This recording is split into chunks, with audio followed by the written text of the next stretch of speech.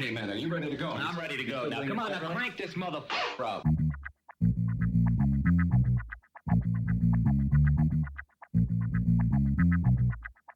Break it down like this.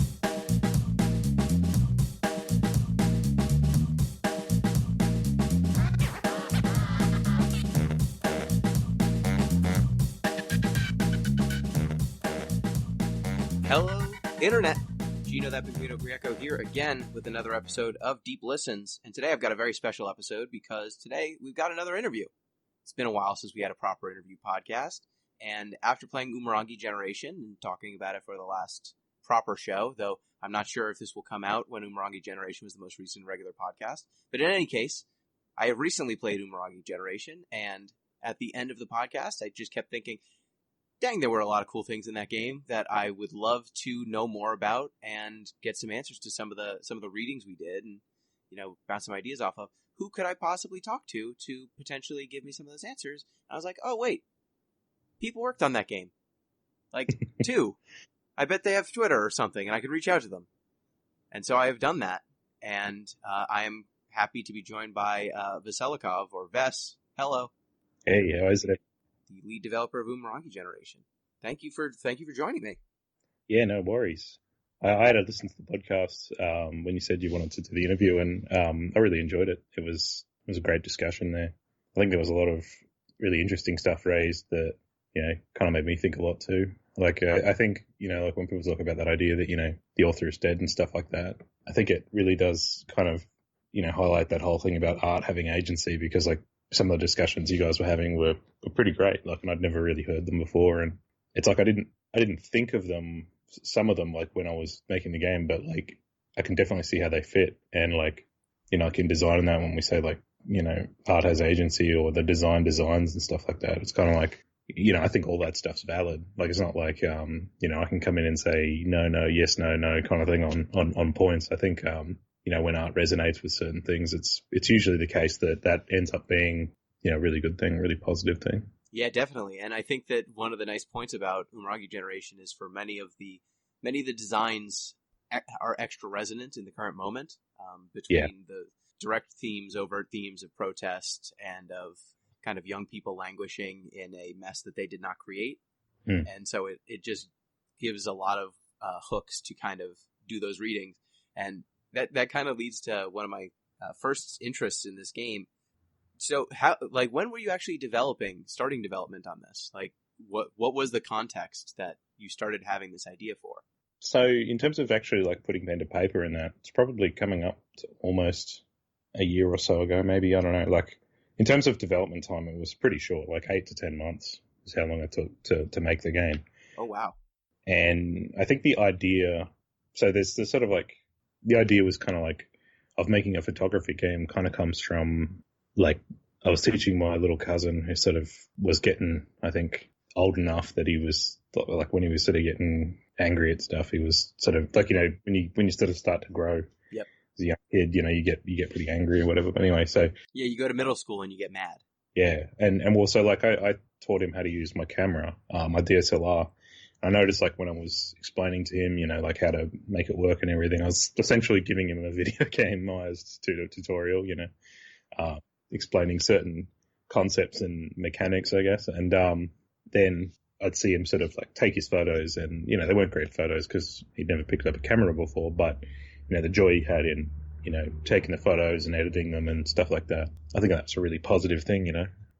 You know, so I had the idea for a little while, floating around and sort of like, oh, well, how would you execute that or whatever? And then the bushfires in Australia hit.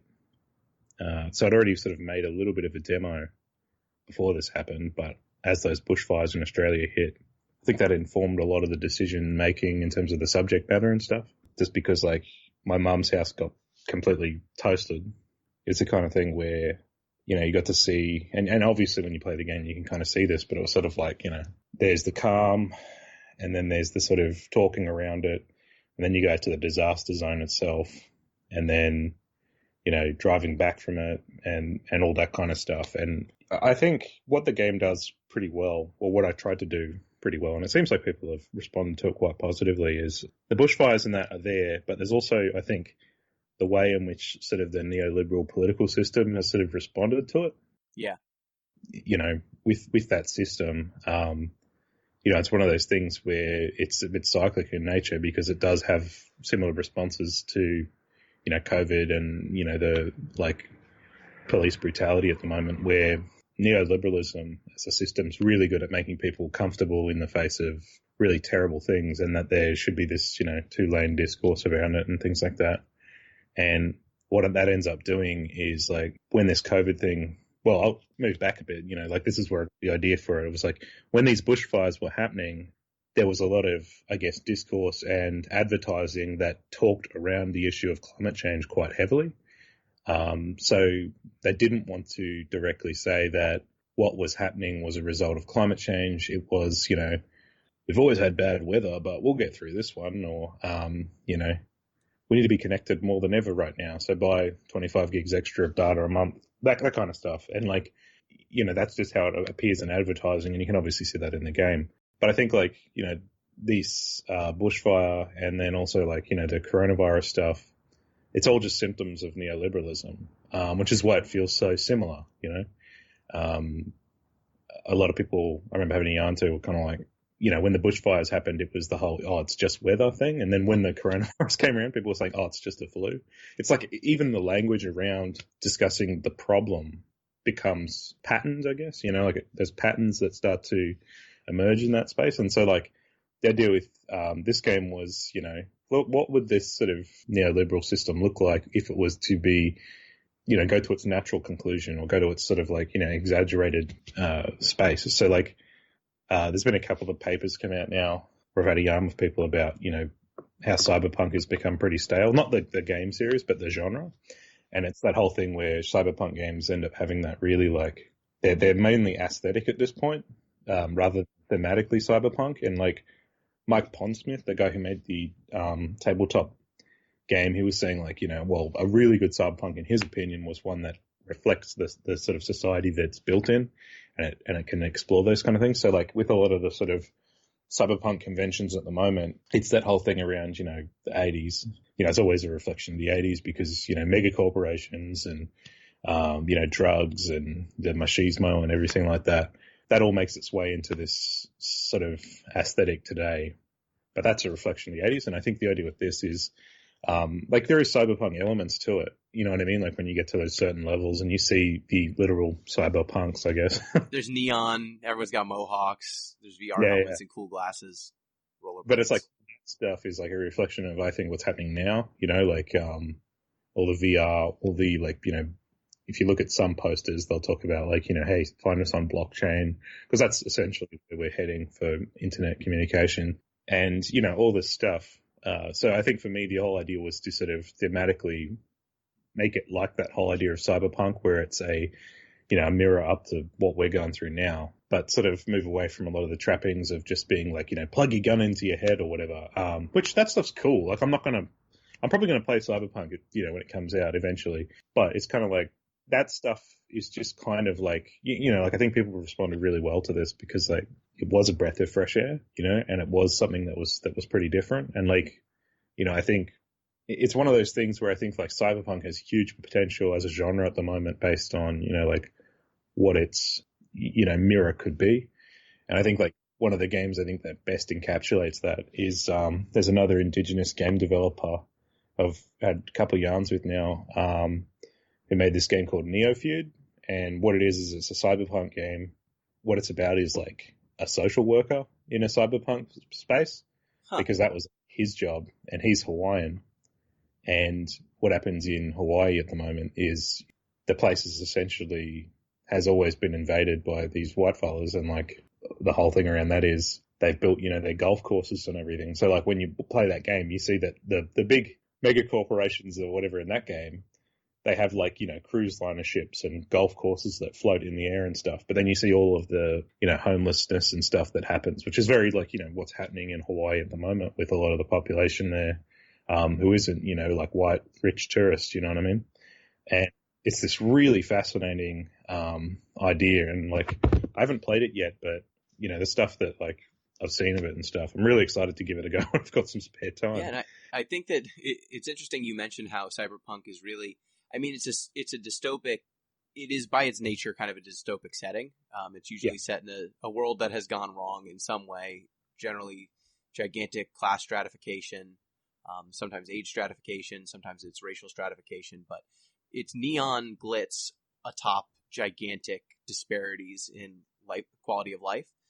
And I think that, like you said, the idea of the cyberpunk dystopia, the nature of the dystopia reflecting the society in which it is created, I think really hits because this current moment, in many ways, might be one of the most embracing of apocalyptic fiction of any I've ever lived. I mean, it's the only one I've ever lived in. But looking back historically, I don't know that there's been a generation of people who have gone through quite so many fictional apocalypses to go alongside the real lived experience of just like the constant threat of climate disaster, of warfare, of economic ruin. And it's kind of left our brains real messed up to the point where I actually, when I was in college, I actually took a course on apocalyptic literature. All right. At the end of the course, everyone kind of gave presentations on different apocalyptic literature and the messages in them. I did Persona 4 as my presentation. I haven't played that yet. I need to play the Persona games. Yeah, Persona 4 is cool. It's got some bits that don't hold up, but then it's got, I mean, those games are just kind of fun, long hauls, just hanging out with a bunch of cool buddies. But one person did a presentation on apocalyptic dance music because there were so many songs that were just like party till you die. If this is our last night, we're going to do it dancing. They had YOLO, like a whole bunch of songs that were just like incredibly popular, incredibly catchy. And their thesis was, tonight's the last night of the world, and we're going to do drugs and dance until it's over. In many ways, I felt like that was coming up over and over and over again in Umurangi Generation, except instead of it being an implied, in some cases nowadays, people are taking artistic license. Umurangi Generation is like, no, what if it was the last day on Earth? What would you actually do with it? And for a lot of people, it was party and play video games. And then for the main character, it was take pictures and kind of document the whole thing.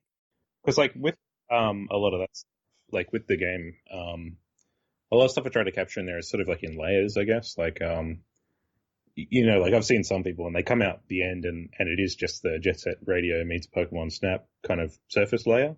And they're like, wow, and they do enjoy it. And it's, wow, I really enjoyed this. It's like just what I was looking for in a game and whatever. And that's good. Two great tastes that taste great together. Yeah. And they go like, well, this is a really fresh thing, right? And then there are other people like, like what you're saying there, they've sort of consumed it on a second layer, where it's the, allegories to like climate change and whatever. Well, not necessarily. Well, it is climate change, definitely. But it's like, more or less they're all symptoms of neoliberalism at the end of the day, right? And then it's sort of like there's the, I guess, indigenous, like Maori layer there. And a lot of that stuff, I think, for me, when I was making it was kind of like around the idea of, like resilience, when it comes to a lot of this really like fucked up shit that we end up going through. And it's that whole idea that, like, it's sort of like, like if you can't laugh about it, you end up crying about it. Cause it's like, it sort of becomes one of those things where like, like, you got to, I guess, find a way to, I guess, like express yourself or whatever. Cause like, you see kind of towards the end of the game, there are still people dancing, even though they know that like shit is not going well for the UN. If you check newspapers, people talk about like, hey, just about every single one of them is kind of like, oh, this is bad. We keep nuking the bad stuff, but it's not killing it. That seems bad. Yeah. Or like, there's one and it's like, whatever event sparks fear of a UN pullout, right? That's not even saying like whether like how like when a military organization, when they're losing bad enough, they'll just cut their losses and run, right? And it's kind of like, people know that they're not winning this thing, right? And it's kind of like, I know with this climate change stuff, we're not winning that. Like the time to act was 20 years ago. Yeah. The last second to act is now. The time when people might be convinced that they should act might be in 10 years, and that's 10 years too late. Yeah, exactly. It's sort of like there's a concept in design called futuring, which is sort of the idea of like you kind of design the best future to come back around to hit you, because it is going to hit you at some point. So like, there's that whole thing where a lot of people kind of have the surface discussion of, oh, well, is climate change even real, or is it man-made or not, right? Oh, if it's not man-made, why should we do anything about it, right? It's like, well, if it wasn't man-made, who cares? It's still going to come around, and you're going to all be living underwater in 20 or 30 years, right? Still seems bad. Yeah. And it just seems like, when it comes to all this stuff, it's like, what's going to end up hitting you. And I think like the idea I wanted to have with this game was, when we've got no room for interpretation, this kaiju. Oh, sorry, I probably shouldn't spoil anything for the game, but you know what I mean?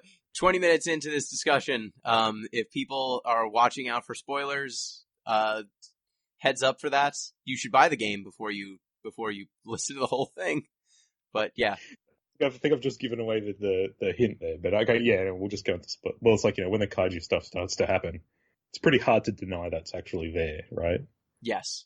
And I think like, when you see a lot of this discussion at the moment around, COVID and, climate change and all this other stuff, there's always those sort of discussions that pop up where people want to deny the reality that exists in front of them, Like, oh yeah. I mean, Australia thankfully has not been hit quite as bad as the U.S. The U.S. is kind of the world's worst case at this point, and we continue to do nothing about it. As someone who lives in the New York area and who is of Italian descent, listening to all the Italians like 3 weeks or a month before us saying, hey, this is really bad, like everyone needs to get buckled down and figure out what the heck's going on. And trying to explain to coworkers and friends, like, hey, Italians aren't like backwards people who are idiots, and that's why they're dying of this. They're dying of it because it's a serious disease that's like really scary, and folks should probably take it as a warning that could happen to any country. It doesn't matter who you are, and it doesn't matter how prepared you think you are. This could happen to anyone if you get a bad roll of the dice. But I kept getting responses that were like, yeah, it's a shame what's happening to Italy. As though Italy doesn't have doctors.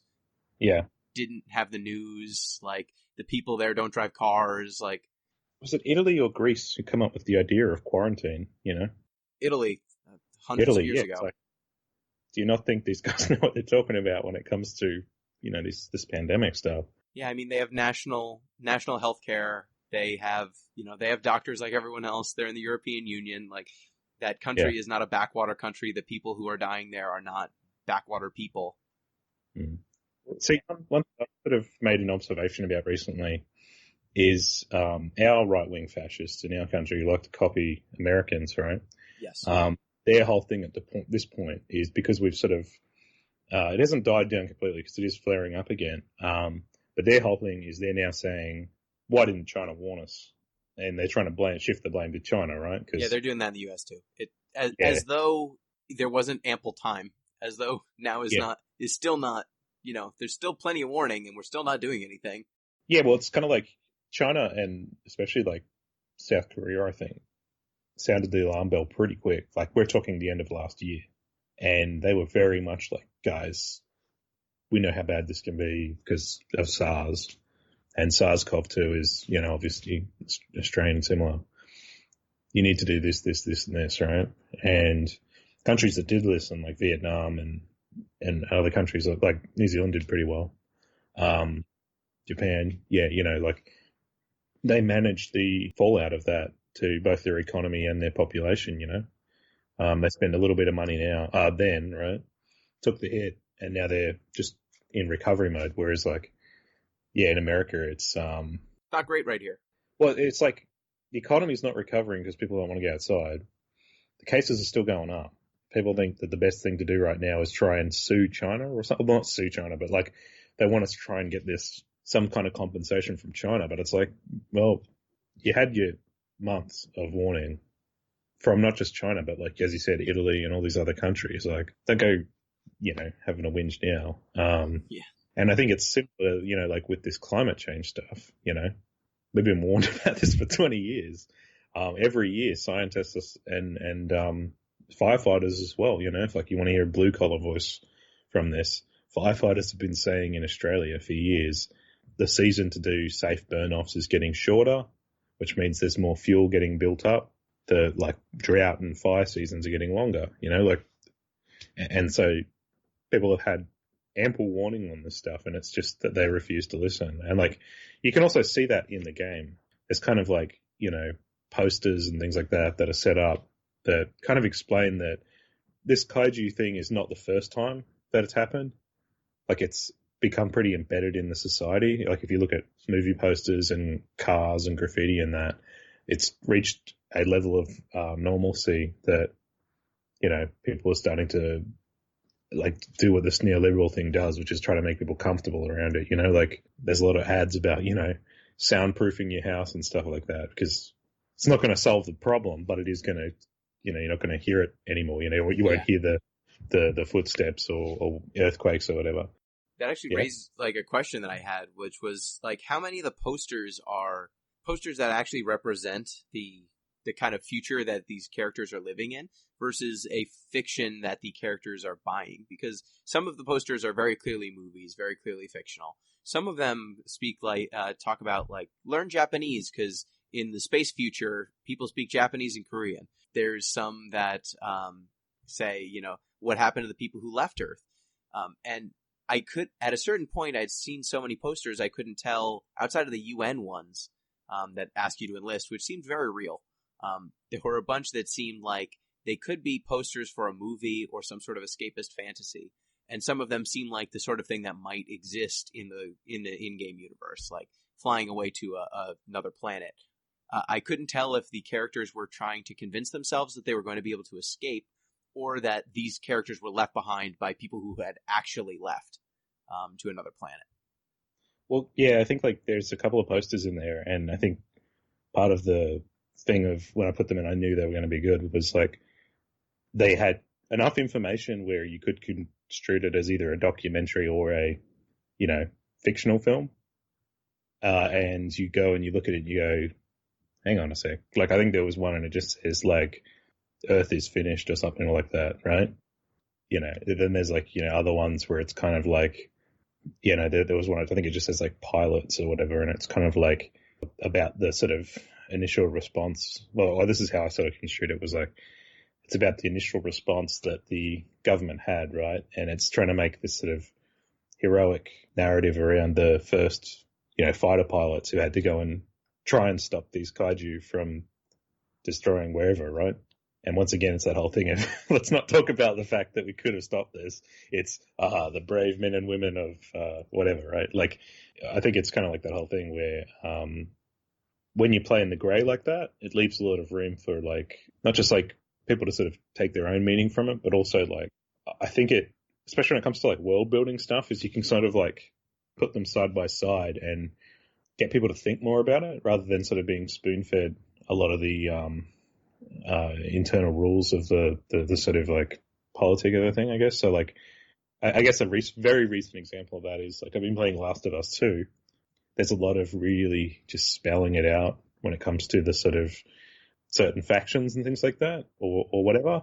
They spell it out really clearly, but then they never really deliver on what that is. You know what I mean? And so I feel that the best way to go through a lot of this stuff is I used to be pretty connected in with the Dark Souls community on YouTube, and obviously lore videos and that are industry all in of themselves, aren't they? They sure are. Yeah. It's sort of one of the huge benefits this game has is that photo bounties essentially get you to look in certain places, or at least search around the level to find, the sort of where's Wally type things, right? And then you've also got, obviously the, ones where you take it however you like. But the big benefit there is that you can literally put the world building just about everywhere. And even if people only consume a quarter of that, they'll come away connecting dots together. Because just about every poster and sign in the Metro or the Strand layered with some of them are just jokes, but then other ones they are layered with, world building. One thing I'd say to people who have played the game and are looking to go back through it, go and see what people eat. Look at the signs that are about food, because that's a layer in and of itself, right? Like, it's one of those things. Like, what I tried to do is make it that it's all there, but it's just like you're not conditioned to see it yet. If that makes sense. Because like all that stuff, all the late game reveal, it's there at the very first level. You awake on those this. blue bottles. You see the blue bottles. You see the jets fly overhead. You see the wall around the city. You see all this stuff. You're just not, and the gigantic bullet shells that are just sitting there. The spent cartridges are just hanging there in the side of the building. From like a giant like mech just walking past and shooting off some bullets and not thinking where the shells are going to hit. Right. That's all there at the very beginning of the game, but you're just not conditioned to even realize it's in front of you. And then, as you sort of go through and you just sort of get all that stuff by osmosis. Cause like I've seen players, who play on Twitch and they didn't pick up that like on the Strand, the thing blocking the street there is a giant mech's hand. Like they play it and they go, oh yeah, this is cool, whatever. They don't even pick up on the gigantic clue that something's not right. And then when they go to the next level where, the UN are fighting the kaiju, they get the big slap in the face, which is good, like it's that, like I feel like for me, it's one of those things where that's how a lot of this neoliberal stuff works. It's like, we are sort of hidden from the sort of the reality of the thing. Like we are sort of a lot of the time told to just ignore it. And then when it does hit us in the face, a lot of people go, why weren't we told? Or you know what I mean? Like, well, this is a bit of a shock, but it was always there. It was just that, you thought it wasn't coming for you.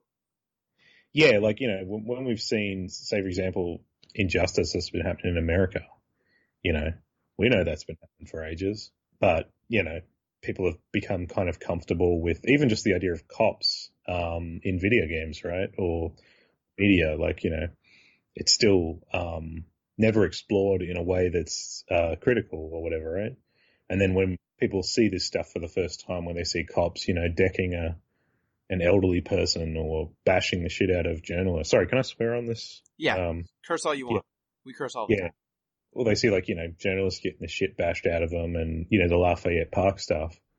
And they just, whoa, how could this happen? But I mean, the reality is it's been happening for pretty much forever, right? Yeah, it's really not hard to find examples of this happening in the past. Yeah. And that's like another thing with this game is, the Umurangi generation, they're the last generation who's got to watch this shit happen, right? And we're going through it right now. So are the generation below us, right? But you know who else went through this about last century? It was the fucking boomers. Like they had to go through this shit with Vietnam and the 60s in the US. Yeah.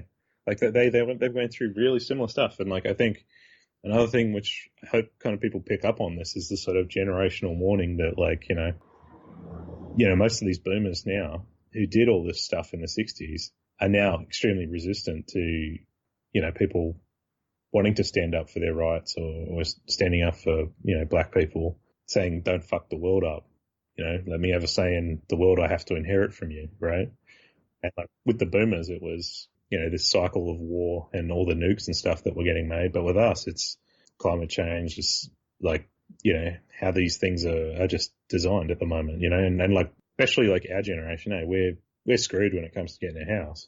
Well, at least here in Australia, like, inflation for houses is just unaffordable, right? And, most of us, me, I'm getting sort of into the later half of my 20s, and the idea of a full-time job is still out of reach for most people, because it's pretty hard to get a job when there's like a whole system stopping people from, like, I'm talking about like, like a permanent, all the benefits, you're set for life, like don't have to worry about that shit anymore.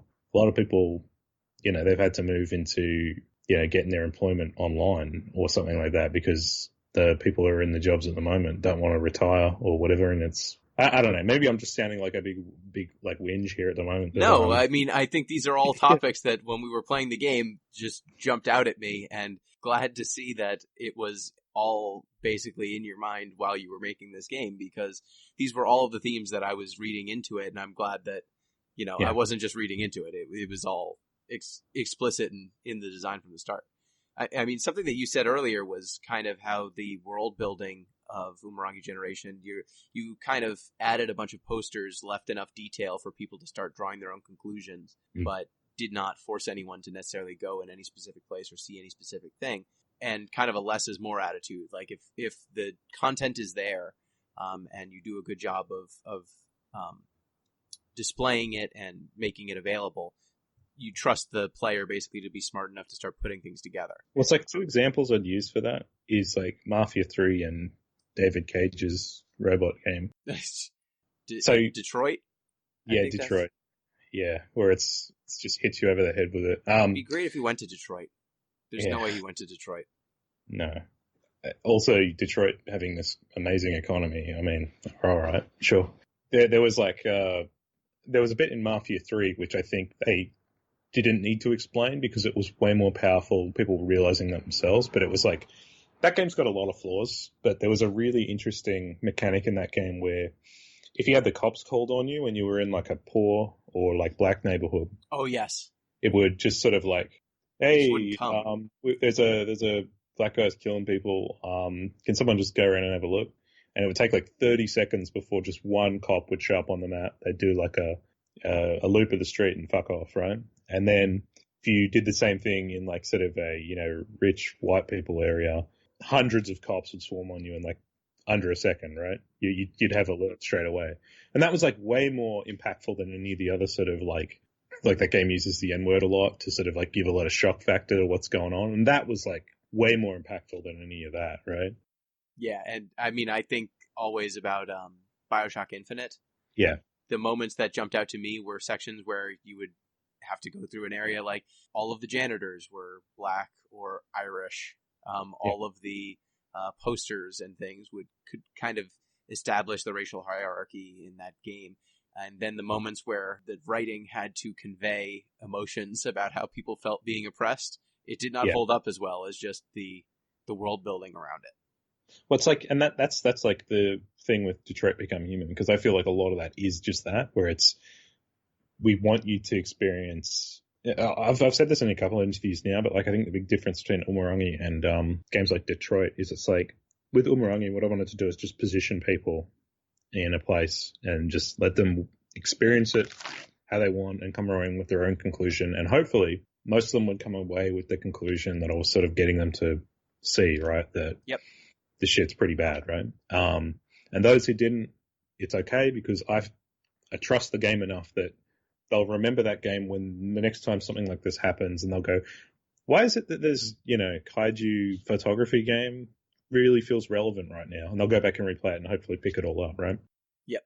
I'm really lucky because one of my design teachers, he sort of taught me a sort of different design model called respectful design. Move sort of freely and sort of community has its, I guess, the better design than the designer. Like it's a really shifted model. And so the big difference between that and like, say, David Cage's, Android game there is just like his thing was a roller coaster ride where he wanted you to get on at one point and absolutely leave at one point with like even a really condescending survey about, did you feel bad? And it's like, that's like, I think that's the worst model to sort of get that point across because like, the moment you start telling people what to think, or especially with my game, like how to be creative, you've lost, right? You're not gonna. The message is gonna be gone at that point. Like you don't need to like tell someone something's bad if you show something that's bad, right?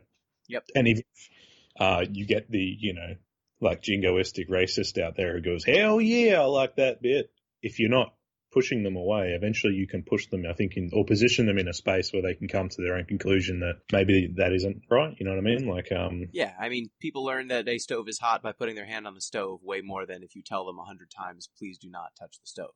Yeah, exactly. And I think like that's a big trap. I think a lot of like even, sorry, I don't want to spoil anything for you, but like even The Last of Us 2 does that to some extent. Like a lot of the nuance of what it's trying to do is really lost in the sort of grandiose simplicity that it goes for. Like, does it do the AAA thing where it just keeps making you see terrible things and then goes, boy, wasn't that terrible? Did you feel all sorts of emotions? Like, I don't want to spoil anything for you, but like there's one bit towards the end where you go, right, that's like finally something fresh to think about. But like other than that, it's kind of like a lot of the sort of plot up until the end is just, yeah, as you said, isn't it bad? There's a lot to talk about with that game, but like it's one of those things where I don't want to risk sounding like I'm, like one of the sort of angry internet nerds at the moment who are, review bombing the game, and they haven't even played it at this point. They've just seen clips, right? Because that's how all that stuff works.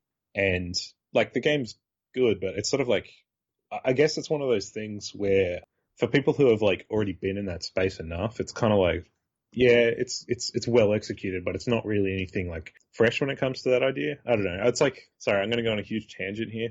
I mean, it's fine. We've been on tangents. Recently, I started playing the Kingdom Hearts stuff, and I'm Hell yeah, because I'm actually playing the like, what is it, 4 other games you're supposed to play before this one kind of thing, or at least watching the cutscenes of 3 something over 2 days or whatever. Sorry, I know like Kingdom Hearts fans out there are going to go to keep me. We've played Kingdom Hearts and Kingdom Hearts Chain of Memory on the podcast. Oh, so we have opinions on those games. Well, here's my thing: is it's like I'm playing that now, and I'm going, this is really refreshing writing. Not because it's not like super thought provoking, but it's not like amazing. I mean, it is like it's got heart to it though. Like, so excuse the pun, but like it's got heart to it where it's sort of like at least they've set up something that's kind of new to the idea. Like I think when it comes to like Last of Us 2, it's sort of like the idea. Sorry, this might spoil something, but I think the idea was executed way better in like Spec Ops: The Line. If you've played that one. That's on my short list of games we need to play. So yeah. Oh yeah. At some point. Yeah, you're gonna want to play that one. And if you haven't heard about what that's about. Oh, I know it's a bad time. Yeah, it's a bad time, but like, yeah. Anyway, sorry, this is just totally tangential from the. Look, discussion. I didn't see this going to Kingdom Hearts, but I would love to see. Like Kingdom Hearts has an amazing amount of radical earnestness. Yeah. When compared to the current incredibly grim, incredibly dark writing style that's dominated through much of non-Nintendo properties for the last few years. Like just seeing Donald and Goofy and Sora talk about love and friendship feels like a radical statement. Feels so fresh. Everything's so violent these days. One of the things I think about with that is I don't think I would be talking about what I didn't like about The Last of Us 2 if I didn't think it was good enough. That makes sense? Yeah, they're like it's not as though Naughty Dog doesn't know how to make a very good moving game, and they have the resources and the time and the writing staff to produce truly incredible content. They have game after game after game, so you kind of hold them to a standard. Yeah, that's it. It's like because there's some really phenomenal bits in that game. I won't say what. For me, it was like I can't wait to go back and replay it when they bring out the grounded patch. Because are you familiar with the grounded difficulty in Last of Us? No. Okay, so like it sort of rebalances it in a way where, at least it was for Last of Us 1, the revolver was a one-hit kill, right? If you shot someone in the chest with the revolver, they'd die immediately, right? Yeah. And most of the other guns are a one-hit kill. But, the enemies were really strong. Like, the enemies weren't health strong, they were just smarter. And then Joel had, like, maybe 1 or 2 hits before he'd die, right? Yep. It was kind of like this thing where they turned off all the HUD. And they just made all these really interesting little changes to it where when you play it on grounded, it's like kind of like playing a different game because you have to play differently. One of the things which was really cool is like when you're playing on grounded because there's no HUD, you can literally do the thing in the movie where like the person goes to pull the trigger of their gun and there's just an empty click because you don't know that your gun's empty. Oh. So you go, oh shit, and then you have to change it. Sorry, we've just gone full on a tangent. Do you want to ask me a question about the game again? I don't know.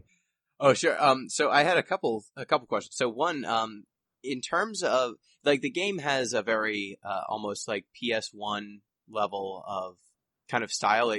I think I saw an interview that you gave where you mentioned it was kind of inspired in some ways by Metal Gear Solid and kind of that large character models, some low res graphics, but it's very impressionistic. Like you get exactly what's going on. When you were creating all of these little kind of diorama levels, what was the kind of camera trick or lighting trick that you enjoyed creating the most to kind of create your effect? Well, so I think the thing is like I wanted to make it feel like a PS2 game or like an early PS2 game. Like, you know how with PS2 it's like we don't ever see indie games based on that. Like this game doesn't do the wobbly, textures that you see with PlayStation 1.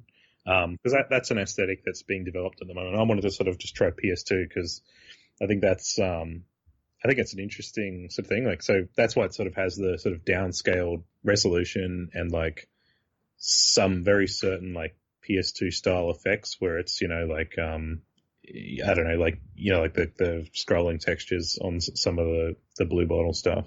I think for me, like when I was sort of designing those levels, because they all are, as you say, like a diorama, I kind of like, I think the most favorite one for me is actually the third level.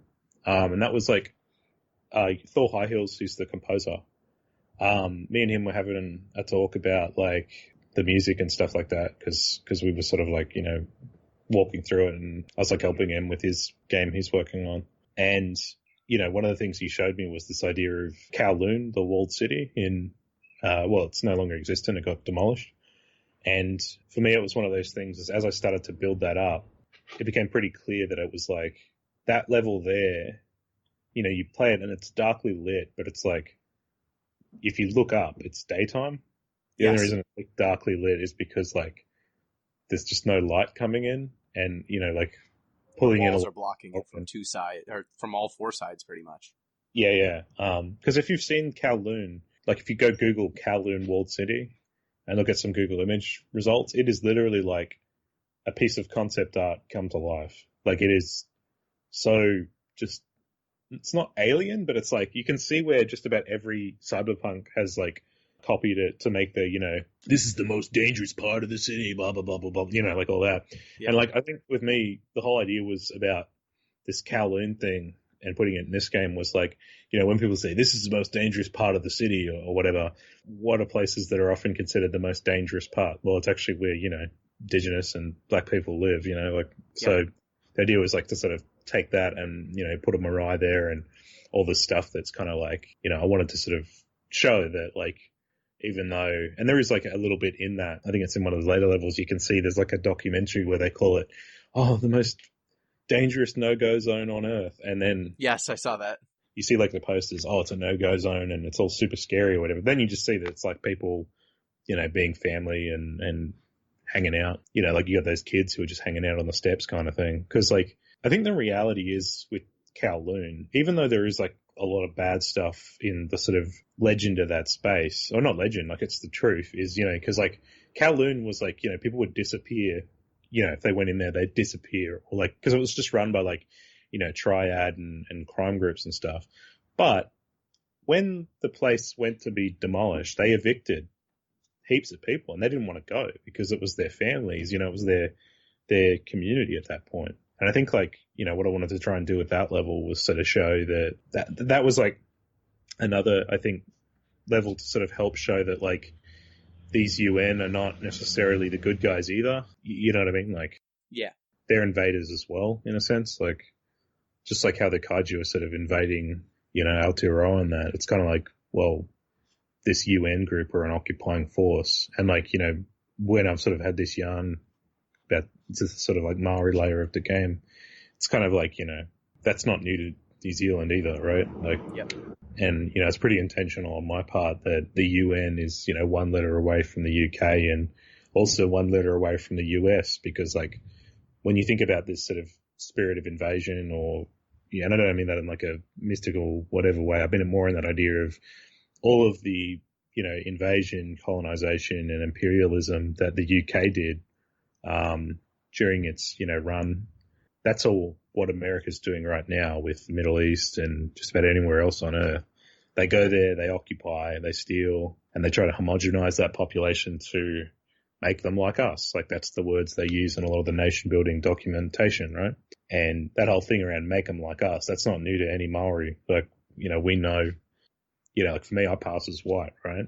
This whole thing around make them like us, is very much entrenched in that whole idea of, the sort of trying to break up our families based on a British model of, family trees and stuff and all the eugenics. And, whilst people don't sort of talk about phrenology anymore, and whilst people say there's like people don't use the word, or they shouldn't officially use like the word half caste or whatever, right? A lot of that stuff ends up being very much like still implied through a lot of the discourse in like colonized spaces. You know, like a lot of the times people will say, oh, well, there's no real Maori left, or there's no full bloods. Like that, they still use a lot of that loaded eugenics language. And, you know, we see that here in Australia as well. Like I'm living in Australia, and it's one of those things where there's still debate around whether or not Aboriginal people should have to do a genetic test to be what? Prove that they're part of a family? Like, fuck off. What's wrong with you? But, you know, it's one of those things where that's a deeper layer that I don't really talk about much in interviews. But, you know, when Indigenous people do play this game, they do pick that up because it is there as well. And I think, like, you know, when I made this game and games I'll make in the future, it'll probably follow that model of having that surface layer that people can walk away with, having one that's a bit deeper and a bit broader, and then, you know, having one that's very specific to the stuff we go through. Yeah. Yeah. So one set of questions I actually really had, I know we've been talking a lot about the kind of social context of the game and the things that relate there, but the actual photography itself, I haven't played Africa with a K, but of all of the other photography games I played, this one actually, like Umurangi Generation, has a very robust set of photo editing tools. The cameras and the different lenses actually behave very closely to the lenses themselves. And so I was just wondering, how much time did it take you to make like the different lenses and then the different filter effects? And then after that, are there any that just didn't make the cut that ended up on the cutting room floor? Yeah, there's definitely that as well. I'd say that, like, I've been coding for like 6 years, so like this is my first game, but it's not my first rodeo when it comes to like knowing how to sort of do something with future in mind. And even then, this is still a bit of a spaghetti code project. I'm finding, but I'm starting to put some DLC stuff in. But I guess the way a lot of these lenses work is they're a modification of things like what ranges of focal length can you use, you know, what aperture ends up corresponding with that. And then also with the bokeh, which is the blurry effect that you see when you, like, well, most people call it depth of field, but it's called bokeh, right? And it's like, with that, you know, there's a lot of like pre-built variables in a lot of the sort of code there to sort of, that you can control. But I think a lot of games, they've just never really let people explore that. Like it's usually either relegated to photo mode, or, you know, you'll see it in a cutscene and it's all cranked up to max. You know what I mean? Like, yep. You know, you watch a cutscene of just about any Unity game, it'll have bloom and depth of field and a lot of post-processing, a lot of the like really standard stuff. And so I think the idea with this was, to just sort of like make it so you can manually do that. And it's not hard to do. It's just more about like finding purpose for it. Like, you know, like you get the, you know, the wide angle and the fisheye and stuff like that. Have you unlocked any of the bonus equipment? I have not yet, but I was just, as someone who has taken some image processing courses, seeing all of the different contrast, seeing the bloom, some of the different filters that you just get by default. I'm familiar with some of the algorithms that you would use on some of those, so I wasn't sure if some of that was coming from Unity, some of that was you just going in, writing some algorithms for image processing, because it has a pretty good suite of photo editing tools. Like it's not, you know, Photoshop, it's not GIMP, but it's got a lot of stuff in there for a game that's... Here's my thinking, right? Because I've done photography for years now, right? Coming close to a decade maybe, but like, you know, when you look at, like with Unity and probably with Unreal as well, it's like you have the post-processing, it's got a post-processing stack, and it's like got a lot of those sort of Lightroom / Photoshop style features added into it. But you can definitely see the ones where it's like, you know, you like it's got I want to put them in eventually, but it's like, you know, it's got like color wheels and stuff where you can do midtones, highlights, and shadows or whatever, right? And it's all there, but you can tell that probably the majority of people who end up putting that in their game, they stop at like the first three, because the first three are the ones where you can really see difference. Or, you know, like with the hue shift, most people go, whoa, why would I want to do that, right? But then, as you start to go through them, I think for me it was kind of like, this project obviously, you know, had a pretty short development time, and for me it was kind of getting pen to paper and putting something out so that I could sort of start my journey in this space. And, you know, like that's kind of why, like, this photography game has a lot of really cool stuff in it, but it's still, in terms of scope, it fits well with managing scope. You know what I mean? Like, yes. there's the idea is, why would you want? Well, you could have people like characters moving around the environment, right? But maybe if you have them all stationary doing a looping pose, that makes it better for a photography environment where people can, take shots and stuff like that, right? Now, said maybe, wink, wink, there is something in the DLC that changes that, but stuff like that where it's sort of like you manage a scope by, like, for example, having the sort of cell shading and sort of low poly aesthetic, right? That helps with sort of like, keeping the scope down for, like, you don't need super high quality models. And I think the high quality models you end up getting, the more they need to be consistent, the more they need to be like optimized, the more they need to be like, a bunch of things, right? Like, so like, like when you take a photo and everything is kind of blocky and whatnot, you're not really paying attention to either like visual inconsistencies or anything. Like you can, so this makes me sound like I'm the worst game developer ever, and truth is I probably am, but like the sort of thing is like, this game could have had, super HD, high realistic, fir trees and grass and everything, right? Well, yeah, then it would have taken 2 years, like 4 years to make, and I don't know if the scope would actually have helped in any meaningful way.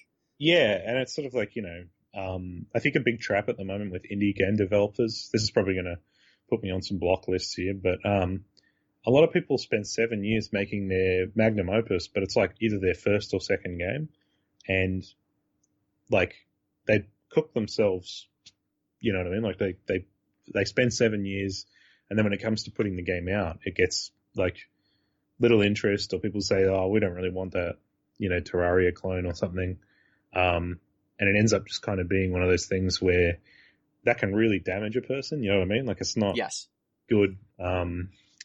It's not like a healthy work environment. Don't put that much of yourself into a product that you will judge its success by whether other people buy it. Yeah, well, because like, with this game, 8-month development or 8 to 10 month development, right? Now it does have rough edges. Like I've heard pretty much everyone say about that, but whenever they hear, oh, it's got rough edges, the next thing is, but it's not an issue, because like the main idea is executed properly. Like, like the photography part of it and the world building part of it, and the sharing and editing and stuff like that, that all works good. It doesn't matter that, maybe it's got some jank platforming, you know what I mean? Like, and, for me, it's that whole thing of like, we exist, I guess, in the internet age. People will tell you what's wrong, with something almost immediately. And if you're like a game developer, take that as an opportunity that like, you can know what to do in your DLC or know what to do in your sequel to that game, But, your first little thing, you put it out and it's, it's like a complete little thing that you can also look back on and say, I remember when I did, Umurangi Generation and all the stuff I learned then. But you're not burnt at the end, you know what I mean? Like you're not. Yeah. Like I guess the other thing is like something I think about is, a lot of game designers obviously, have partners and things like that. And if you spend 7 years on something and you're putting all that strain on your family, it's, I don't know, it could just feel a little bit harsh, I guess. Yeah. Yeah, totally. And I mean, I think if there's anything that Umurangi does so well, it's that it doesn't overstay its welcome. It knows what its strengths are, and it makes sure that those strengths actually, whatever weaknesses there are in like fidelity of a model, if the game's central conceit is that you're going to take a picture of something that may or may not be in focus, may or may not be, completely washed out or completely dark or color altered 6 different ways, at a certain point, whatever you started with doesn't matter that much if you're going to basically encourage people to manipulate it. I can actually talk a little bit about that because, like, originally with the scoring, it sort of does the 3 C's. I guess the 4th C that was originally there was clarity, which was I mean, it wasn't in the code. Oh, there's a little bit there in the code. But anyway, there was like, originally I was going to try to see if I could judge a photo based on how in focus it was. So, okay. Yep. And that was going to be called, soft or sharp, right? So somewhere around there, soft, standard, sharp, I don't know. And the idea would be that, just like with all the other scoring, it's not one's better than the other, right? So, it's not, like with the color, right? It says it's either moody or it's vibrant. It's not saying crap or good, right? It's very much. And the other thing about that is that's reflected in the scoring because like moody photos are judged differently to vibrant photos, right? Now, one of the things about that is when I was sort of designing this thing and I was like thinking of ways to calculate how in focus an object was, I realized pretty quick two things. One was like, that is going to be almost impossible to sort of accurately detect, or it could be done maybe by someone else. But like, I think it's sort of like it would be very hard to do, but then it's also the thing of, is a computer ever going to actually be able to tell what a human's intention is, right? Yeah. So, even if you could tell if it was in focus, I mean, a photo is not necessarily better for being in focus. Well, it's like, here's the thing I think of, right? Let's say you focused out the background of an image and you focused in the front. How was a computer to tell which one of those things was intentional? Was it you were focusing on the background or were you focusing in the front, right? Yeah, I mean, you could like that. I mean, it's a fraught, it's a fraught concept to begin with because, like, I mean, that's sort of like why I landed on that idea that just be as creative as you want because, like, if you give people a bunch of tools and say just go nuts with them, I think you get all these really interesting images that are coming out now where people are sharing and they found ways to. Some people have, like, I've seen a couple now where some people have found ways to break the game, but take a really cool photo. And the thing has never been, break the game, it's shit. They've been, this looks really cool. Please don't patch this out. Like someone found a way to get up on top of one of the levels and shoot from down, right? And it came up to this really, really cool looking effect. And, I think it's one of those things where, I will need to probably polish that up for console ports and whatever. But I think the moment you start telling people what is and isn't a creative image or trying to judge them based on really, like, how, like, you get those nerds sometimes who will try to say, like, objectively good art and they'll point to, quote, modern art and they'll say, oh, it's so bad compared to this Greek statue, right? That's not the discourse that this is going to play in because, like, art's subjective. So, like, if you let people create the art how they want, they're going to have, I think, a lot better time. Like if say for example, if the game was really like,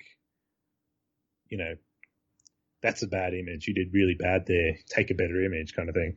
I think a lot of people would have disengaged with the whole thing pretty quickly. I personally liked the fact that the game, it always pays you as long as I guess if you took a picture with just a blue bottle and nothing else in frame, you might get negative money for your picture. But for the most part, if you're taking pictures of almost anything, the game will give you a positive score. Now, you can get some with a wide angle lens or a fisheye lens that, gets in the $10, $15 range. But you're not ever really failing. It's just different degrees of success. I think it's like, one of the things this game does is, it comes back to the original idea, which was my little cousin wanted to learn photography. This game, essentially, like, you can pick this up and learn how to take pictures at the end. And we've seen, like, a couple of people now that are, they've bought cameras after playing the game, right? They bought a DSLR camera and they just want to give it a go. I think 2 Mello even did, right? And I think it's one of those things where when you're learning, the worst way or the worst experience would be someone telling you you're doing a creative thing wrong, right? Like, you can probably talk to any artist on, any platform with any medium, and they probably have a story about someone who tried to tell them how to do their art and it either developed a really bad habit in them, so like a really negative thing about like maybe how they draw hands or something because someone told them you have to do it like this, right? Or it was one of those things where it put them off from wanting to pursue the art form anymore, right? And I think like with this game, you know, because it's, I guess, like slowly teaching you what the different lenses work like, it's slowly teaching you a bit of the editing stuff. You know, we've seen like a lot of players who have started as complete novices that were saying like, oh, well, you know, this is good, but it's only because the game makes me feel good, right? And they had a couple of just images of, you know, like angled stuff. But then you see later on when they've played, you know, for a couple of hours and they've got all the equipment, that they're taking shots just because they want to take them, and they're actually enjoying doing that. Like they're actually like existing in that space. Like they're no longer thinking about it in terms of what does the game want me to do? It's, oh, what do I think looks like a good shot? And when they edit it and share it, it becomes something that they end up owning. You know what I mean? Like yeah. And I think that's a really magical thing about, you know, that's why I say like I don't really care if the platform's a bit janky, right? Because that stuff there I think outweighs all that. Like I think thinking back to like, you know, Toby Fox when he put out Undertale, something he would sort of joke about was, you know, oh, it's got pretty bad frame rate in some areas, but no one talks about that, eh? Like it's the point of the game is pretty present to what it actually is, you know? Yeah, and I mean, when I was playing through, the shot that I liked the most was actually just a shot of the 3 ferns and a bench. Yeah. That's one of the most naturalistic shots that the game asks you to take, but because I happened to focus things just right and get the effects just right, I was like, this is probably the best photo I've taken. I feel really good about this one. I might actually just save this one. Yeah. Just for later. And I think that the game's ability to do that, when compared with, I mean, even games like, you know, Pokemon Snap, one of the seminal kind of photography games. Yes. I think that, you know, I can't take it to the Blockbuster and get a printed out version to put on my folder, but still felt really good. Yeah. But it's like, you know, one of the things like I was sort of in the design space for a while, and you know, in that space, it was sort of like I had a friend, and he would sort of talk to me about this idea that good designs are never finished; they're just abandoned. So, like, it's this whole idea of revisitation. So, like, you know, when you go back and you look at something you've made, and there is that finality to it. You know, one of my aunties, she would always tell me when we were painting was, clear coat it, sign it, move on to the next one, right? And it's that whole idea that, you know, you don't spend forever just, you know, trying to, like, you learn by doing, you know, like, and I guess it's that whole thing, like, doing explains everything at the end. And, you know, I think, like, around all this stuff, when, you know, players have been saving their images and eventually they finish up the game and they go to exit and they see that it's saved all their images to their computer and they can go back and re-look through them. You know, I've seen a couple now when they play on stream, they finish up and they go back and look through their images and they're just so happy with what they've created just based on the fact that, like, they can see themselves that, like, oh man, I thought this image was so good when I took it, but I've just improved so much, you know, like, or I've you know, I want to go back and try again with all the new equipment I have because I feel like I could just do that even better.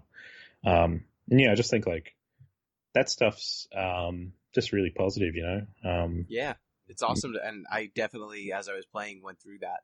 Like every new tool, even though beyond the lenses, none of the tools necessarily help you with your score or help you with your overall goal, like checking off the boxes of the things that will let you increase your level and move on to the next thing. But they're still fun to play with intrinsically. And so it felt like a reward anyway, even though I wasn't getting something that was going to, in like more straightforward designs. If you're unlocking something that's purely aesthetic, it's oftentimes dismissed. But in this game, I found that I was using or trying to use, I should say, all of the toggles for every time I unlocked them. Did you there's like some bonus equipment you can get. One of them is just a flash box, and a lot of people, it's just the first level's bonus equipment unlock, right? If you do all the bonus objectives on the first level, you get a flash box, and like it's one of those things where some players, once they unlock that, they just feel like that they can just take completely different photos, you know. And because it is like once you get, it's got one of those really washout flashes that, you know, covers like it flattens almost everything when it hits it. You know what I mean? Yeah. And yeah, people are really excited when they get things like that. I think one of the things I want to play more into with the DLC stuff is giving players new ways to do stuff like that, where it's not like there are, I think, going to be some new lenses, but it's other stuff as well. Like I've posted on Twitter about this. One of the things that the DLC is going to eventually have in it is the ability to spray paint surfaces that are UN surfaces. So, you know, you play through the game and there's a lot of property of the UN everywhere, right? And so the idea is they're things that you can tag with your spray paint and you can do some graffiti and stuff. And I think like that's going to probably give players a lot more like options when it comes to, you know, like they're going to have like way more options to sort of like be creative, because there'll be the like, you know, the photography side of it, but then there'll also be like, well, what if I want to have this thing in the background or whatever? Yeah. Yeah, I mean, even like a stationary light source would be dope. Yeah. So just one thing I had, one last like photography question. How do you actually calculate what is in frame for the purposes of the checklist? Yeah, it's an interesting way it works. Excuse me. One of the things, okay, so what the game does is every object that is sort of assigned value in the game, which is pretty much all of them except like a couple of just, you know, like structural, you know, like the side of a building, right? It'd be all the stuff on the side of the building that's assigned it, but what they are is they're all assigned a tag that's called like, you know, an interesting object, right? And with that, they also have a script attached to them that lets me configure sort of a score value and then also, you know, a name for it if I'm going to be checking to see like if that object's in shot, right? So yeah. So, well, Friends has done a little differently, but I'll get into that. It's sort of like, so for example, if I had a cinder block and I had so let's say I had a cinder block and then another object I had was, I don't know, something that's kind of rare, I guess. Let's say a bird, right? Like a seagull and a cinder block, right? What I would do is I'd assign maybe 10 as the value of a cinder block, right? Because they're not very, you know, it's just a cinder block, right? Whereas I might assign 100 for the value of, like, when I say value, I don't mean like computer value. I mean like in terms of like how much money it's worth, right? And that'll always get converted to essentially like cents or something, right?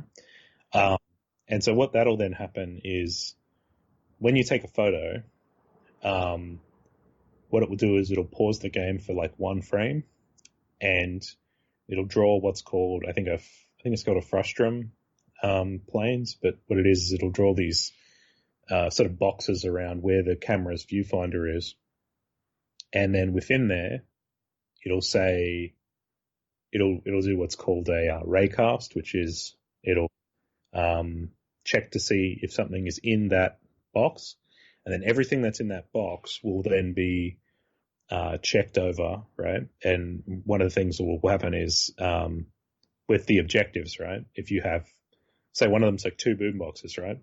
What it will then do is it'll do a check to see are 2 boom boxes included in this array, and it's not checking the objects because that'd be really heavy. What it does is when it takes that photo, it collects a list of the names of things in there, because strings, which are like just written word in code, they're very light in an array. Like they're not hard to calculate. And so what it will do is it'll just check through to see does that appear and how many times does it appear. And there's like about 5 different ways you can sort of calculate what an objective is. Like one of them is just, is the thing in there? So just exclusive, or it's called an inclusive shot in the code. And the idea is that it's like, does that shot include just that thing. And if it does, yes, you pass the shot, you're good, right?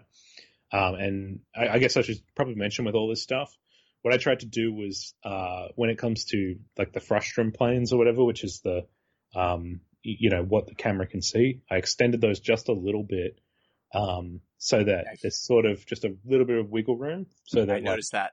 Yeah.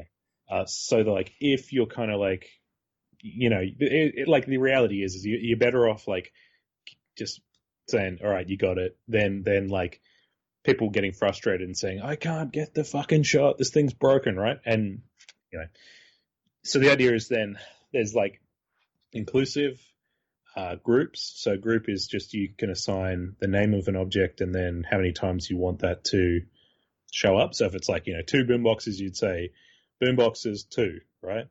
And then there's things called pair of. So that's thing and thing. So you can say boombox and spray can, boombox and spray can. Are they both there? Yep. Check that. And then I guess, you keep going through things like that. Then there's all the other stuff where, how each shot has a little icon assigned to it, close by, nearby, telephoto, whatever. You can then also check to see whether or not they've met the conditions of that. And I think then the idea cast by the distance. Yeah. So like with close by, the idea is you're checking to see how close the person was when they took that photo. And like, initially I tried to get it to say, it's close up, but that was just kind of a bit too tricky. So I rolled it back and tried to go to something a bit more manageable, because like trying to check how close someone is, then also based on what lens they're using and all this other stuff, it was just way out of my like 3D knowledge. It's probably doable, but I just, I couldn't really figure it out, I guess. Then it's sort of like, on top of all that stuff, you kind of, you just sort of like try to, then calculate it all up and check for blue bottles and do all the, negative calculations and things like that. But once you take the photo, and if you have photo mode enabled, it pauses the game essentially. So it turns I don't think it's the frame rate, but it turns the, like the system clock to 0. So like, how in games you can do slow-mo? That's actually really easy to do. You have like, it's called, something, I can't remember what it's called, but, there's like, how like with Superhot, they tie it to the movement. That's one line of code. Like it's very easy to do. And so the idea is the game flicks over to that when you take the photo. That's awesome. Stops. And then, the idea is that once you finish, it just screenshots, like it takes one frame, screenshots it, waits till the operation's finished at the end of the frame. So it happens in like less than a second, right? It then screenshots that, chucks it in your folder on your computer, and then just keeps going. So it's sort of like, it's a little messy at times, I guess. It's probably like not how some people do it, but like, I think I was talking to someone a couple months ago actually, and he kind of came to that conclusion that like, I agree with him, because it's definitely true, but it's like, there's a lot of like cynical addition of photo mode now on a lot of AAA games where, companies are adding photo mode because, they know people will end up sharing that online, and it helps with their, SEO and getting all the marketing done and whatever. Because like if people are talking about your game, then they're talking about it. But I think hopefully people don't just think that's what Umurangi is. But it's the whole game. It's not. There's nothing cynical about a game that's largely photography and gives you a bunch of cool tools and a cool world to explore. Like that is the game. Yeah. That is the fun. So I guess the one last question I had was just, who did you envision was the person giving the main character the dossier of things to take pictures of? Yeah, that's a really interesting thing, because like originally it was actually kind of going to be explained, but okay, I'll back up a bit, because that's been a thing I've heard a couple of people talk about now. Essentially, originally this game, how there is the scoring in it? Yep. Originally, that was going to be Starving Artist Simulator, right? So the idea would be that you make all this money, and then the level ends, and you know how it tabs through all the money you've made. Eventually, then at the end, the last 3 things that tick through were going to make like a different, like slamming noise, and it was going to be rent minus 170, this minus this minus, and you'd barely get by, right? Just the idea to make you go, fuck, man, this sucks, right? Like, do all this work and then it just disappears in bills, right? So that was like originally there. The idea was kind of going to be that like you were a, delivery, well, you still are in the game. You're a delivery person and you are taking these photos on the side to make ends meet, essentially, right? So Yep.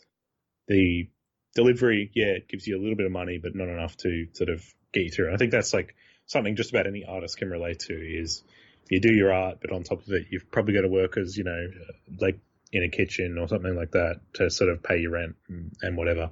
And like, what's really interesting about that is I had an interview a couple of weeks ago, and this is from a Melbourne radio station, and they were saying like, a lot of artists at the moment are on the front lines of COVID just because, no one's like, say for example, if you're a musician, you can't play gigs at the moment because no pubs or whatever are open, and no one wants to buy anything.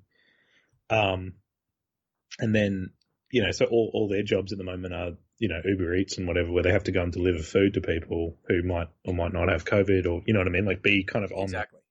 the, essential worker list or whatever, right? But yeah, I guess the idea was that, it was this idea that the player was doing this stuff on the side to help do it. And it was sort of, requests from sort of a, either higher power or not necessarily higher power, but it was like, how stuff trends online and Yep. people want certain images of stuff. And so like a lot of people have kind of been on the money that like, when they see the thing of the word cops, not necessarily all the words that are around it, but just the word cops, it's that whole thing where in that space, a lot of times, art becomes commodified in a way that it's sort of like people have to sort of like, I don't know. Okay. So like Banksy, right? Not going to Yes. anything about Banksy at the moment because people can make their own mind up about him. But when you look at Banksy's art, it's very much a thing where it's targeted as sort of lowest common denominator. People are not really into art, like, wow, a girl whose heart is floating away like a balloon, or, oh, it's a kid and he's upset because his Twitter bad or whatever, Oh, damn. Yeah. You bought his picture and then it shredded itself. Yeah. And, it's one of those things where I think, especially when it comes to art, like in being Indigenous, we see this all the time with how our art ends up getting commodified. And that's like another thing with this game is like I didn't want to sort of I'm not talking shit about like moko or carving or whatever because that's a pretty important part. But one of the things I think about is how a lot of times in games that Maori art style has become pretty trashed over the years. Like whenever you see a warrior character in a game or a skin in a game or something, it's, they're taking moko and they're sort of using it inappropriately. Or, whenever they need to make a tribal whatever, right, they'll copy us and so fuck off. Like, so there's like all that going on there too, where a lot of the art in this game, it's more based around like, Raranga patterns and, Taniko stuff, which is, it's a different style of art because it's not, it's like weaving, if that makes sense. Mm-hmm. And so like, one of the things I thought around this stuff is, I'll use the example because I'm living here in Australia, right? Whenever anyone thinks of Aboriginal art, they think of oranges and earthy reds and stuff like that and dot paintings. And that's good, but that's like a style that's mainly from like the Northern Territory. So like a lot of my mates who make art where I'm living at the moment, who are Aboriginal people, I live near a rainforest. So a lot of that art ends up being very colorful, very rainbow in its nature, very rich blues and rich purples and greens and all these colors that you don't usually associate with that art style. In fact, I'll just find you one just so you can get what I mean. I mean, I've been to Australia and But a few different areas. This is like, for example, this thing, right? I've been to the Melbourne Art Museum. Take a look at this. Just like I've put that image just there in chat. You can probably start out if you need to, but like, look at those compared to what you usually associate. And I think just that idea that like when it comes to art stuff, where I don't know, like, just I guess just to try and answer your question there, it's sort of like, a lot of times, when people want certain things, the higher power, I guess, or whoever's asking you to do those things is kind of usually going to be based on sort of a almost like disengaged perspective, I guess. Like, you could probably imagine that after all these protests, there's going to be a lot of people who are selling their images on sites of their stuff, and they're not really capturing any of the thing. They're more just capturing, like, the hand in the air, or I mean, there was a famous photo of photographer. It was a photo of photographers from Ferguson 5 years ago at the kind of original Black Lives Matter protests. And it was, I believe, like 6 or 7 photographers taking a picture of a burning trash can. And all of them were taking a picture of that burning trash can. And everything around them was people peacefully protesting and marching. But because the shot of the fire was more valuable than the shot of the peaceful protest, you had this moment where everyone was taking the shot that they knew that their news crew needed instead of the shot that was actually the representation of reality. And I found that as I was playing Umurangi Generation, there were so many times where you get your dossier of things to take, and I think the level contact is probably the one that sticks out the most. Yeah. Where it's asking you to take a picture of carbines, and okay, where am I going to find 2 guns? Oh, here's 2 people shooting at a gigantic monster.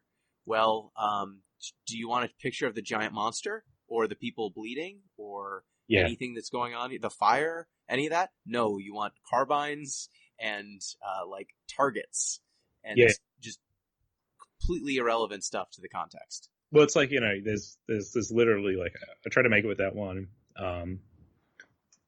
especially with the telephoto lens, because the telephoto lens, after I started, creating the designs for levels and that, it was like, I realized the telephoto was really good at making you focus in on one specific thing, or one very, like you get a lot of your surrounding out of the way because you're having to narrow in on a very limited space. And like with that level, there's no real showing of, the violence of the people or like, even just, like there's giant blue bottles in that level that are just hanging out and like breathing in and out. Right. And obviously the giant monster in the distance and all that stuff. And I think it's one of those things here where like people, I guess, like this happens, I think, quite a lot, like one of the images which like fueled, I think, a lot of that level was, do you know what Marlboro Marine is? No. So Marlboro Marine is an image by Louis Cinco, who was an LA Times reporter. And during the Battle of Fallujah, he was embedded with a platoon of soldiers, and they hopped up on a building to have a smoke break. And there's a young dude, James Blake Miller, Lance Corporal James Blake Miller, and he was smoking a cigarette, and Louis Cinco just snapped that image and went, oh, that's kind of cool. And, back then they had to transfer all their images through satellite phones, and they can only send 5 a night or something like that. And he sent this Marlboro Marine one, and it just blew up into this image of, this is so great. Look how patriotic our boys are. And, oh man, Marlboro Marine, he kicks so much ass, because he looks like, a Marlboro cowboy, right? Yeah, but I see the picture now, and yep. Yeah. And people go, oh man, look at his manly swagger. He's like such a fucking badass and all that. Now, the thing about that image is they found that soldier the next day, and he had a gun in his mouth. and he was ready to kill himself because he'd just spent the whole day killing people, right? Like that's what Fallujah was. It was this bloody battle. And so what ended up happening there was, even when he became this minor celebrity for a little bit and this face of the American war in Iraq, when he eventually, they sent a news crew over to interview him, you see him and he's on the TV and he's going, "Oh yeah, man, Marlboro, you got to send me over some more smoke because I'm ready to kick some more." And he's putting on the thing that obviously character, an officer or something is telling him, "You better fucking not go along with it," kind of thing, right?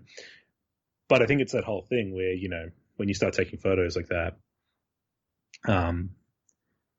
the context, sorry, I had a lot of dust on my nose today. There's I think there was people have really been talking about Susan, I can't remember her last name, but she wrote this paper about the pain of others when it comes to photography. And yeah, it's that same kind of thing where the moment, this Marlboro Marine image was taken by Louis Cinco, James Blake Miller, the person, essentially dissolved into the ether. Because this idea of the Marlboro Marine image ends up being something that's way more like, how do I even put it? It's iconic and marketable. Well, it's taken its own agency, like we were talking about probably the very start of this podcast. That's its own agency now, it's affected people. And James Blake Miller, regardless of what he said, because he did come out later and say, "Hey, I'm really fucked up." Excuse me. I'm really fucked up. I'm not doing well after this war. I've, left my wife and all this stuff.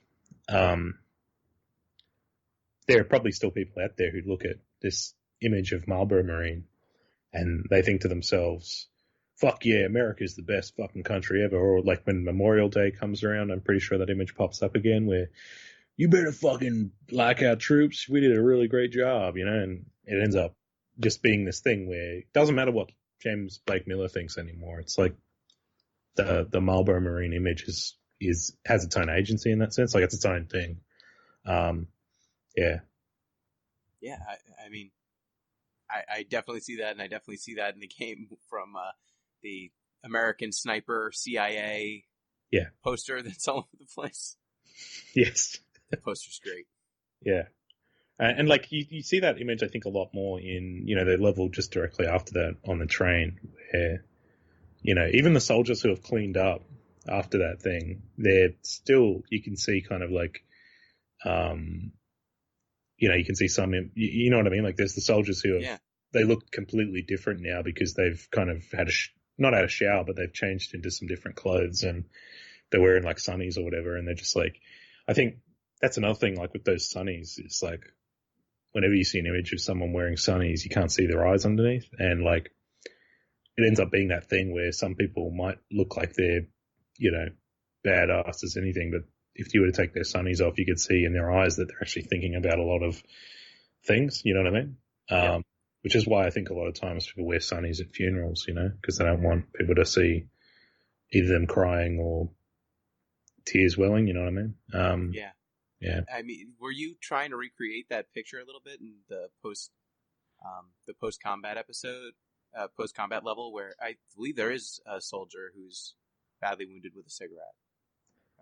I think definitely has that same energy. I think for me, it was one of those things where it started to sort of go into that space after I was sort of I started sort of crafting the thing, after I sort of kind of started to develop that level. Because originally it was going to be more of the idea that the train would go through the countryside and you'd see the countryside was full of destroyed stuff, right? And destroyed roads. And there is some GIFs and stuff online that you could probably find by typing that level name in. And it was supposed to be this very very lush rainforest, right? But, that wasn't performing well in terms of just graphical performance because it was just too taxing on the thing. Yeah. And so what I ended up doing was I made a new scene because I still got that scene. I can still go back and show people maybe one day at like a GDC talk or something. But like, it was like sorry. So I just I copied the scene and then I just deleted the landscape because I was like, all right, well, I have to find a different way to do it.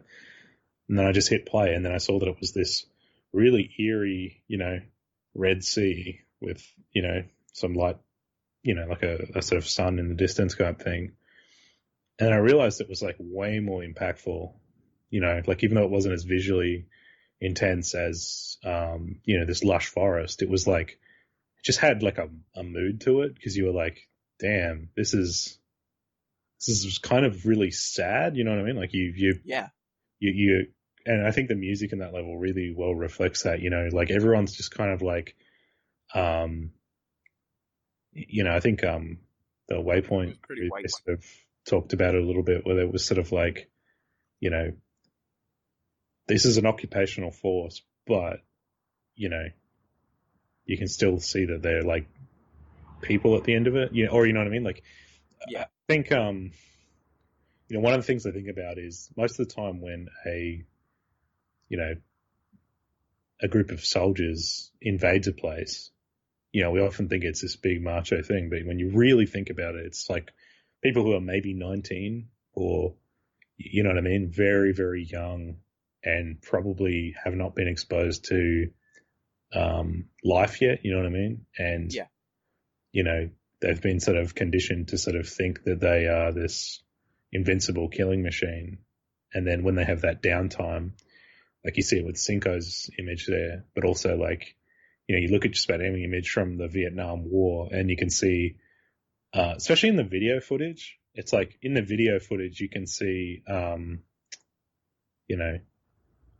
lot of the times you can see, the soldiers who are standing around in the distance, they're not coping. You know what I mean? Like you can see that like their training's kicking in to do, and I'm talking about like not the combat stuff, just the like. There's an image I can sort of think of in my head where it's like it was some Australian soldiers and they were, tying up a Vietnamese soldier, right, to send him off for prisoner stuff.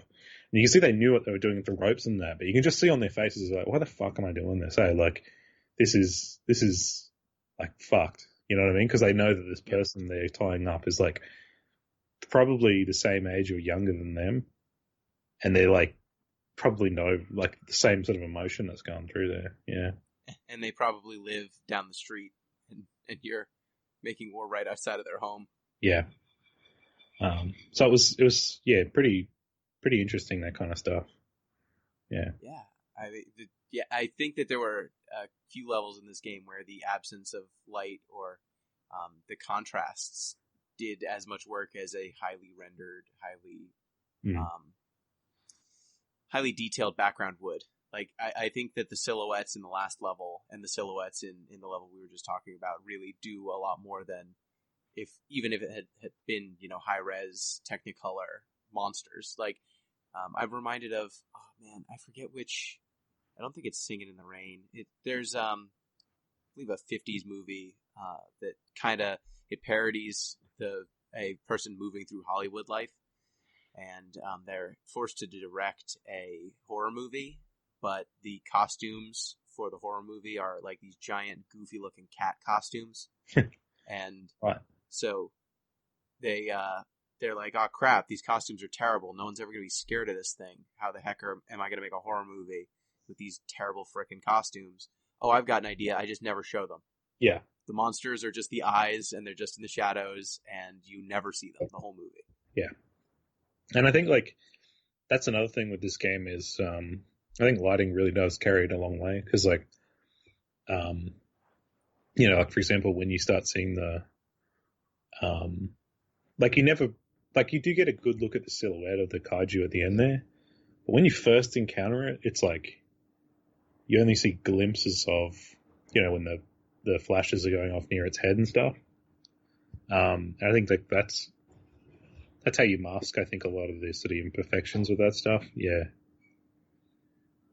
Yeah, definitely. Well, I think those are pretty much all the questions I had. Is there anything you want to plug? The upcoming DLC seems to be coming. Yeah, well, follow us on Twitter. We're going to be posting updates on that when it sort of starts to. Like we've already posted one, and that seemed to get some pretty good reactions from people because we're going to be adding in rollerblades and Hell yeah. a spray can. But you know, I'd say definitely follow the game and check out the Twitter because I guess the other thing is I retweet a lot of people's images that they've taken in the game. So if you feel like you've taken some images, post them and tag me in, or I'll try and find you and try and let people see your images because I think showing off what you've made is part of the fun of photography. I guess in terms of I'd say people should probably go follow Dia Lacina, she's a Native American woman. She does some pretty awesome stuff. And then obviously I guess one of the things I'm just thinking about a lot right now is try and give, I guess, weird stuff a go every so often. Because, I think, this game, I think, caught a lot of people off guard. But I think, the other thing about it is, I really don't know what to say. I think I might have talked for too long, a bit out of breath or something. It's fine, and we definitely on the Deep List podcast. Every year we have our Game of the Year awards, and every year each of the hosts has their own kind of personal award that we get to give. All Mine right. has always been the Platypus Award for a game that should not be. All right. It's the award for a weird game that you just look at it and go, "How'd this get made?" Yeah. Awesome. And so I tend to pick games that fit that category in one way or another. And I did not pick this one for that reason, but it is awesome in that, in the year 2020, getting a great photography game, drawing on an aesthetic that I don't know why Jet Set Radio kind of inspired work is not all over the place because the vibe of that game is so specific and so on point. And you really captured it with Umurangi and in some ways expanded on it. Yeah. So I think that it's definitely, it will qualify. I don't know if it can beat Final Fantasy XI this year because, man, that game shouldn't be. That's an upcoming podcast, but boy, that game still exists. I've seen that keep popping up, hey? I've got Thor, I'll also just say this, everyone. Thor, the composer of this game, he makes really good YouTube videos about a bunch of cool stuff. And this game, I think, is carried a lot by the music, and I couldn't have done it without him. So as much as you might like the game, definitely pick the soundtrack up as well if you've had a good time playing it. And definitely go check him out. He gets a cut of, the game sales and stuff, but I really think, he's not talked about enough when it comes to, he's also does that thing that great artists do where he likes to be nice and, humble about, being actually really awesome. He, I'm not actually that great. Fuck off, mate. Come on. Music in this game rips. I don't know what. I think it's great for him at the moment that, people are, saying to him, in just about every bit of coverage, people say, the soundtrack is so good. It's like, yes. It is. Thor, embrace that. You're so fucking talented, man. Come on. And I think he's going to do a lot of really great stuff in the future. So it's really good, I think, that people are realizing that. Yeah, definitely. Yeah, so I think that's going to be it for the interview. So thank you so much, Ves, for joining us. No worries. Follow at Umurangi Game on Twitter for game stuff, and your personal Twitter is Just Veselekov. It's in the description of that other one. Yep. And thank you, listeners. Reminder, if you want to get in touch with the show, if you have any questions, you can do so at DeepListensPod on Twitter, deeplistens.libsyn.com. We've got our comment sections, and deeplistenspodcast@gmail.com. Till next time, peace.